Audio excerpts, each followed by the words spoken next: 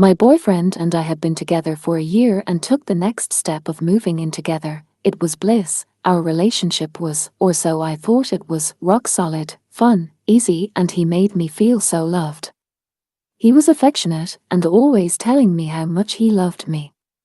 For me, there were no red flags. The only thing that bothered me about the relationship was the fact that for the entirety of our relationship, even in the initial dating phase, he had a low sex drive and seemed embarrassed to talk about it.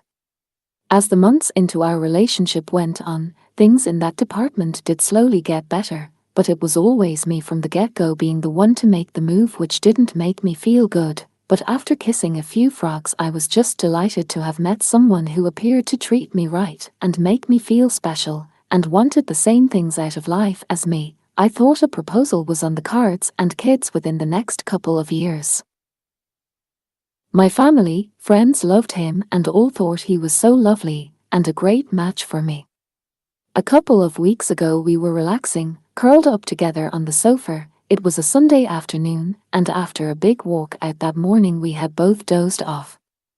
I wake up and tap his phone on the coffee table to check the time, and on his screen is a message from a female that says, "Today I'm in London baby, bank transfer is fine." Heart racing and panicked at what it means, I take my moment when he goes in the bathroom to check his phone. Now hidden in his archived messages, I find him messaging two sex workers, asking their rates, if they can send him a video of their bum if he sends money, and if he can come and see them after work that week. Devastated, I confront him.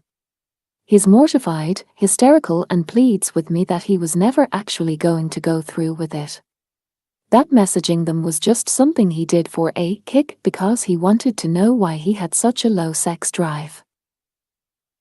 My irrational brain, being totally in love with this guy, wanted to believe it was true. So as to not have another failed relationship, I tried to convince myself that he hadn't gone through with this before. When we'd had conversations in the past about friends cheating, he'd always sounded so disgusted in them, like it was something that he would never have the capability to do.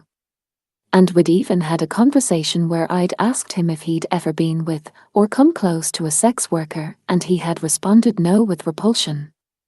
So this discovery was a huge shock and something I didn't think was in his character. He told me that he swore on our unborn children's lives that he never had and never would sleep with anyone else. Fast forward a couple of days later, I'm still processing the discovery. By this point I'm sure he's deleted anything sus, but I do ask to check his bank account on his phone to see if he sent them the money. When I ask, his face turns white and I can see immediately he has something to hide. At first he tells me that his bank is private and he wouldn't snoop around in mine. But eventually, when it's clear he has something to hide, he gives up and shows me all his transactions. Thousands of pounds sent to this one prostitute for sex and videos. Lie after lie about where he had been. I'm shocked, devastated, blindsided, and simply stunned. That money should have been money going into the house deposit I were saving for. Not only that, I also learned that he was in 30k debt, so house would never had happened, despite him always making me believe he had plenty of money and savings.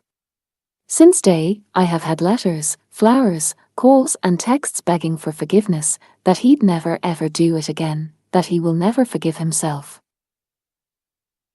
I guess what I'm struggling to comprehend at the moment is why. And how. Did he not find me attractive enough? If he didn't, why did he ever get into a relationship with me? Is this something that men just do, and many of us just never realize?